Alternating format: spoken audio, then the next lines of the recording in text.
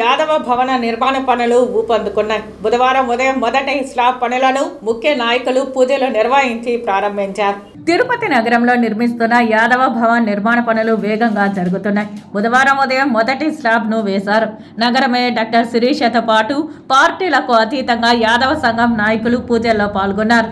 ఈ సందర్భంగా వారు మాట్లాడుతూ తిరుపతి నగరంలో అత్యధిక జనాభా కలిగిన యాదవుల కళ త్వరలో నెరవేరుతున్నదని, ఎన్నో ఏళ్లుగా యాదవ భవన్ నిర్మాణానికి యాదవ సంఘం నాయకులు కృషి చేస్తున్నారని తెలిపారు. త్వరలో నిర్మాణ పనులు పూర్తి చేసుకుని భవనం అత్యంత సుందరంగా అందుబాటులోకి రానున్నదని పేర్కొన్నారు.